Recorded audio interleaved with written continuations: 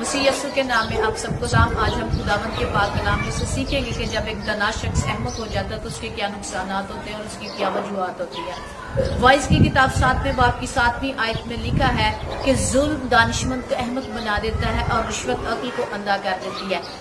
रास्तबाज शख्स जब खुदावंद पर तवक्कुल करना छोड़ देता है तो वो अहमक हो जाता है। जब उसकी जिंदगी में लालच आ जाता है तो वो इस बात की निशानी होती है कि वो अहमक हो चुका है। जब उसकी जिंदगी में लालच आ जाता है तो वो दुनिया और दुनिया की फिक्रों में धंस जाता है, दुनिया की ख्वाहिशात में धंस जाता है और वो मसीह की असल तस्वीर को अपनी जिंदगी से पेश करने में कासिर रहता है। खुदावन ने जो उसको अथॉरिटी दी होती है और इंसानों की तरफ से जो अथॉरिटी उसको जो इख्तियार उसको मिला होता है वो उस इख्तियार का गलत इस्तेमाल करना शुरू कर देता है। जब वो उस अथॉरिटी का गलत इस्तेमाल करता है तो उसका किरदार जो होता है वो मनफी होना शुरू हो जाता है। जब किरदार मनफी हो जाता है तो वो अपनी जिंदगी से मसीह को दिखा नहीं सकता है और उसकी जिंदगी से फिर यीशु मसीह के लहू की खुशबू नहीं आती है बल्कि दुनिया और दुनिया की ख्वाहिशात की बदबू आना शुरू हो जाती है। सो आइए आज हम जिंदगी की असल जिंदगी से इसकी एक मिसाल देखते हैं कि किस तरह से जब एक दानिश शख्स, एक रास्तबाज शख्स अहमक हो जाता है तो उसकी क्या वजूहत होती हैं और क्या नुकसान होते हैं। तू अपनी मुट्ठी खोलता है और हर जानदार की ख्वाहिश पूरी करता है।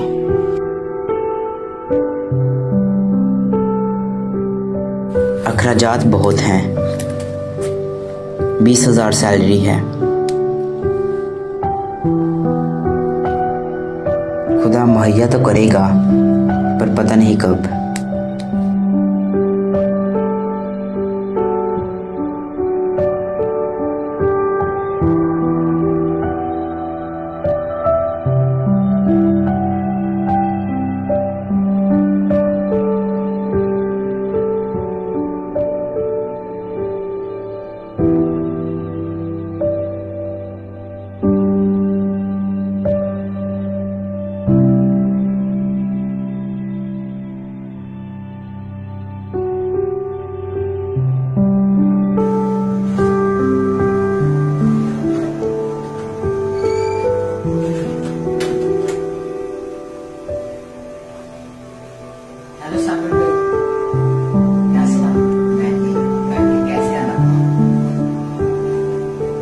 राशि में जैसे गुजरा था, सोचा आपसे कुछ परेशान लग रहे हैं। बस क्या बताऊं, 20,000 सैलरी है, घर के खर्चात नहीं पूरे होते, पता नहीं सब कैसे होगा।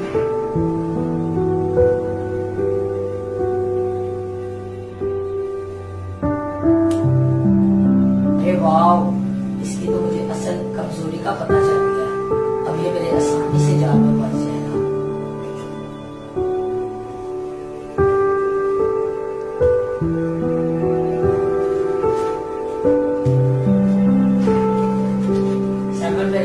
ये मेरी तरफ से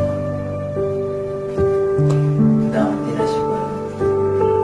जी आपसे एक छोटा सा काम है। जी बोलो।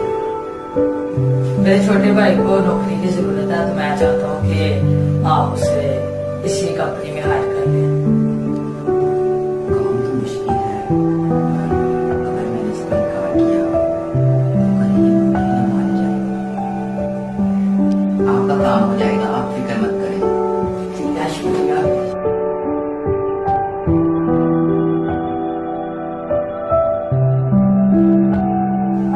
अरे वो आ गया। Mission completed. Come, let's celebrate it. Okay. Bank जा रहे हैं उसकी। बड़ा मसीही ईमानदार बना फिरता था, आसानी से मेरे जाल में फंस गया है। ज्यादा मेहनत भी नहीं करनी पड़ी, थोड़े से पैसे दिए और हमारे काबू में हो गया। ये तो कमाल हो गया।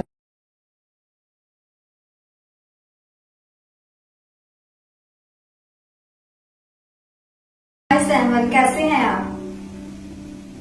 जी मैं ठीक, आप सब कैसे हैं? बड़ा मेहरबानी, बैठिए। Samuel, we are here to know about the new candidate you hired. So please tell us something about him. Yes, sure, why not? He is very brilliant and talented और उस जॉब के लिए बिल्कुल suitable है। लेकिन उसके skills check करने के बाद तो ऐसा नहीं लगता वो इस जॉब के लिए सूटेबल है। हाँ, सीवी में थोड़ी सी कमी पेशी है, but practical he is amazing. हमने इसका काम भी चेक किया है, लेकिन वो अपने काम में बिल्कुल अनाड़ी है। और आप ये किस बेस पे कह रहे हैं? चाहे जो भी हो जाए, अब मैंने इसे हायर करने का फैसला कर लिया है, फिर मैं अपने फैसले से इनकार नहीं कर सकता।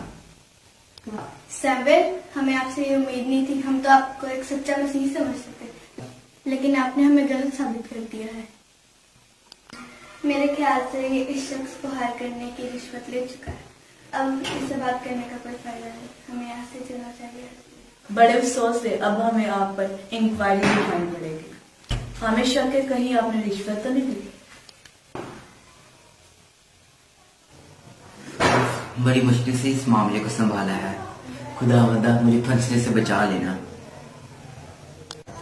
दुनिया और दुनिया की बातिल ख्वाहिशात का भी जब एक रूहानी शख्स की जिंदगी के अंदर जड़ पकड़ना शुरू हो जाता है तो वो अंधा, बहरा, गूंगा और अहमक हो जाता है। जैसा कि हम देख भी चुके हैं कि एक ईमानदार शख्स जब रूहानी बेवकूफियां करना शुरू हो जाता है तो उससे न सिर्फ उसके अपने किरदार की मंफी सूरत सामने आती है बल्कि खुदा के नाम की तौहीन होती है। तो आइए आज के सिखाए गए सबक से सीखते हैं कि हम जहाँ कहीं भी हैं हमने हमेशा खुदावंद के नाम को जलाल देना है। याद रखें कि ये दुनिया फानी है और इस दुनिया में हमें दिल नहीं लगाना चाहिए। हम इस दुनिया में परदेसी और मुसाफिर हैं। हमें अपनी ख्वाहिशात को खुदा यीशु मसीह के और उसके कलाम के ताबे करना चाहिए। और मसीह के सच्चे सिपाही होने के नाते हमने मसीह की हकीकी तस्वीर को पेश करना है।